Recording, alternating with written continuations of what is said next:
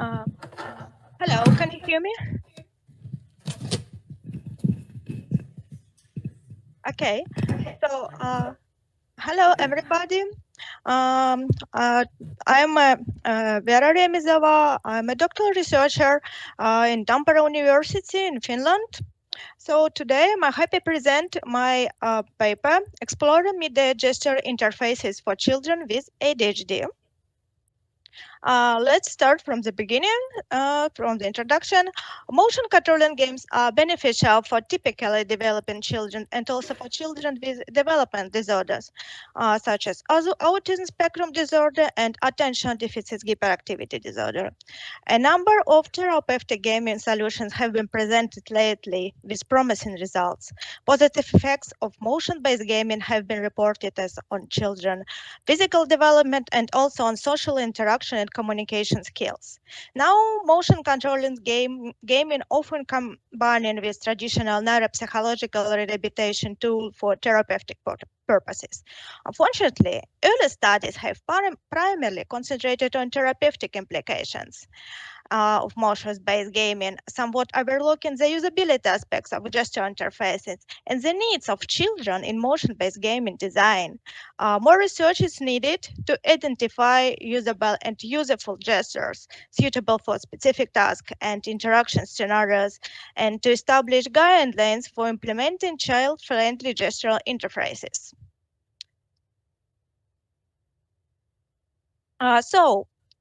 My study concentrated on one of the fundamental interactions frequently employed in active gaming, a confirmation action. Confirmation happens when the player has selected an interface option and then they must perform an action to confirm their selection by gesture or motion.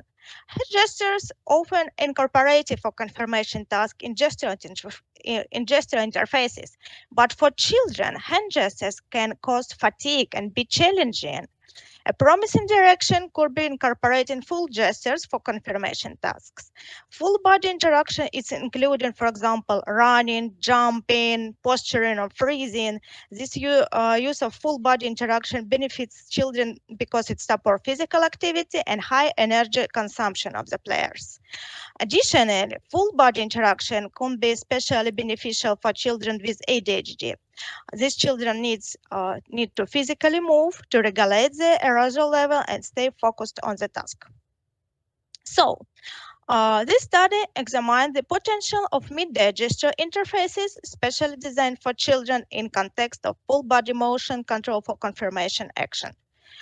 We explored two scenarios, active full body gesturing, namely jumps and jumps with hands up, and freezing as a motionless posture.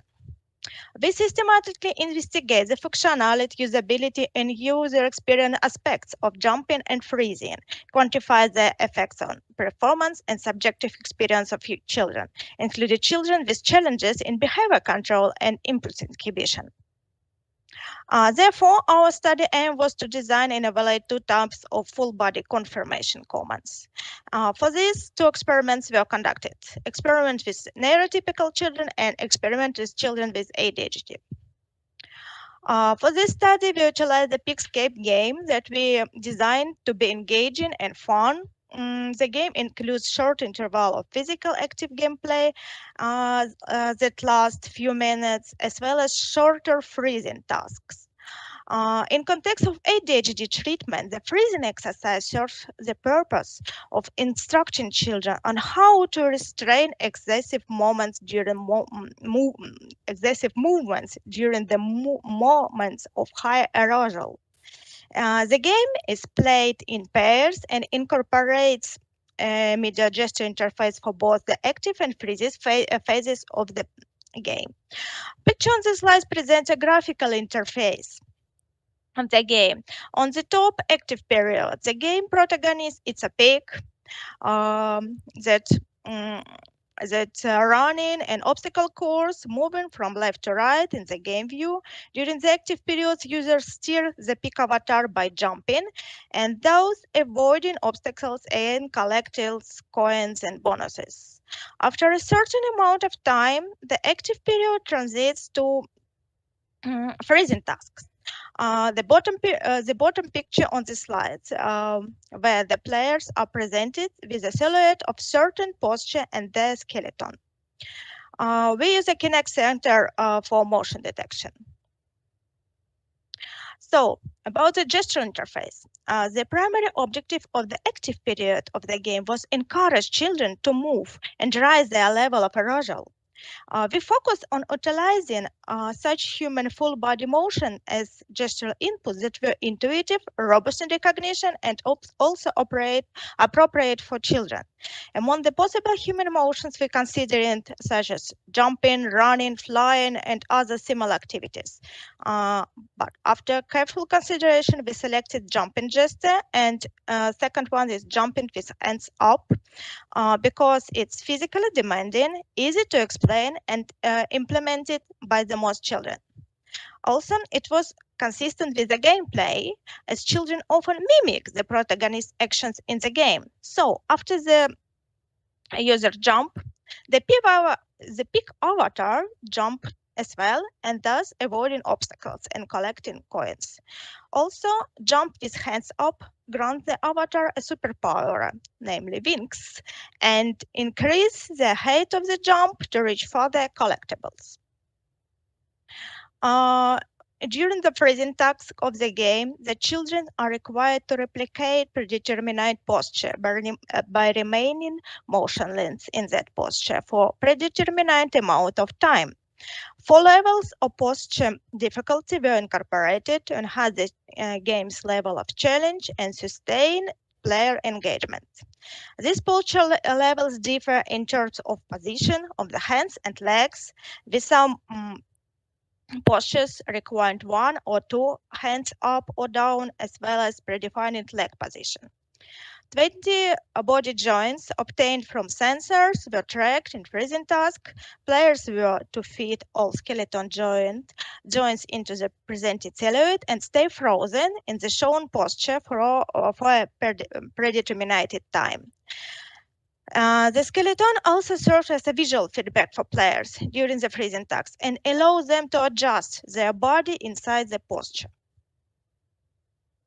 So, in the first experiment, we explored how game technology recognizes children's movements and gestures in physically active gaming setting, and how children generally evaluate gestural interface within the game. The game interface was evaluated on 11 children, and the age range of the participant varied from 6 to 13 years. A gaming session consisted of 4 blocks, each included active period and freezing task. The duration of one active period was 2 minutes, and the instruction for children was to collect as many points as possible by jumping with hands up. And freezing task differed in the difficulty of posture and duration of the motion period, which gradually increased from 30 seconds to 1 minute while gaming. The task for child was to freeze in a pose and stay as still as possible. The participant play the game individually, and the results of the first experiment suggest that the current movement recognition software was highly accurate and robust, and detected isolated jumps with hands up in active period, and reliably recognizing body parts during the freezing.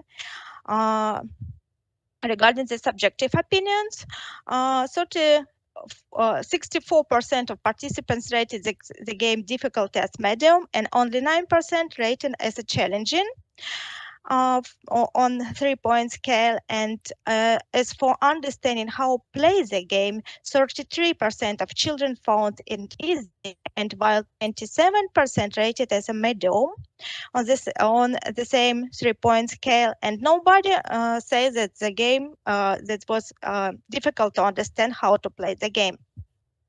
So in the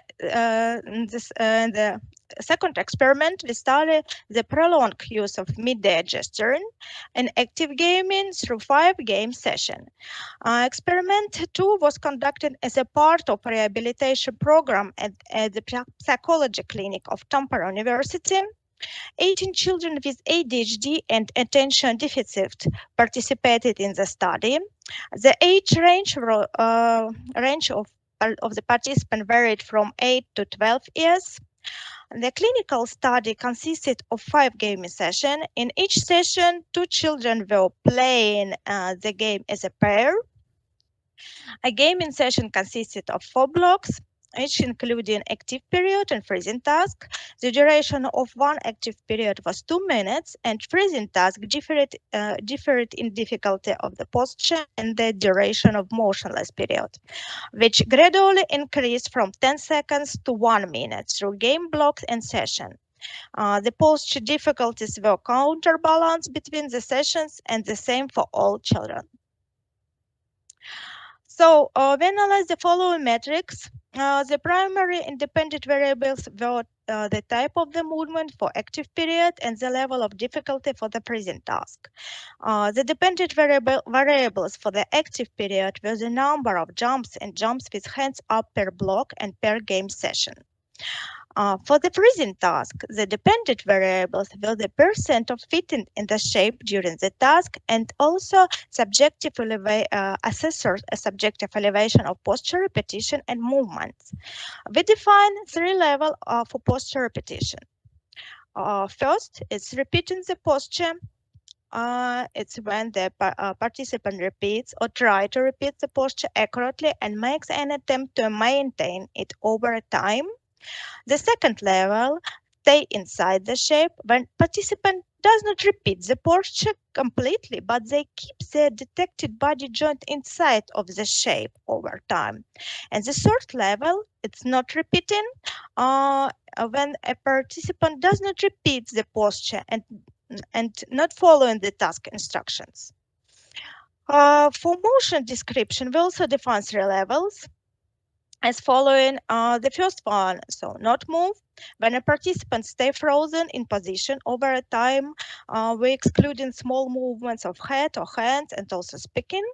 The second level is moving inside the shape when participants inside the shape over the time but make some movements, for example dancing, and control that their joints do not cross the shape borders. And the third level, it's a move when a participant changes their posture over a time or moves spontaneously. So we receive the following results. In the active period, to our surprise, participants select jumping with their hands up more often for protagonist control. Thus, our results indicated that number of jumps with hands up was 53% higher than number of jumps in the active period of gaming. This value remained across all blocks and sessions. Interestingly, some participants could use only jumps with their hands up through entire game block. The frequent selection of jumps with hands up could be explained also by the gameplay elements that enhance children's motivation. Also, our study observed the Midas touch problem, which appeared as accidental jumps when the children reacted emotionally to the game events. Addressing these issues would require conditions that helps to prevent accidental system engagement. For instance, jumps with hands up could be one of the solutions because it has distinct phases of initial preparation, takeoff, and landing. Also, this allows us to assume that jumping with hands up is a feasible gesture for children in mid-air interaction. In the freezing tasks, putting together the score of fitting in shape and subjective evaluation of both repetition and movement, it seems that children were able to precisely imitate predefined postures. There was no significant difference in difficulty level of postures. This could be describe the careful selection of suitable and repeatable postures for the children. In terms of confirmation action, freezing can be considered as a special case of dwelling-based gesture in mid-air gesture interaction or full-body dwelling. Also, our finding indicates that staying motionless for a certain amount of time might pose more difficulties for some children. According to that, our preferable solutions seems to be permitting movement within the predefined shape. Subjective evaluation from the participant was overall positive. They found both active period and freezing tasks enjoyable and fun. However, they also reported that prolonged periods of jumping and freezing could lead to fatigue. So, in conclusion, I would like to highlight the main findings. First of all, our study represents one of the early attempts to systematically investigate the interactive properties of mid-day gestural interaction for children, including children with behavioral control and impulse inhibition challenges. Our results showed that both scenarios, active gesturing and freezing posture, pose potentially useful and interesting design implications for confirmation action, interacting with large conventional displays. This result showed that jumps with hands up were favored by participants and could be more reliable. The freezing task was considered as a full-bodied bell, and the best solution for confirmation action was a fitting in shape by allowing minor movements inside. It's important to note that our research primarily focused on assessing the interaction properties of jumping and freezing gesture for confirmation action within a gaming context. However, future research should explore how our proposed solution for confirmation can be considered also in the real world non-gaming environments. So thank you for your attention, and I would like to hear your questions.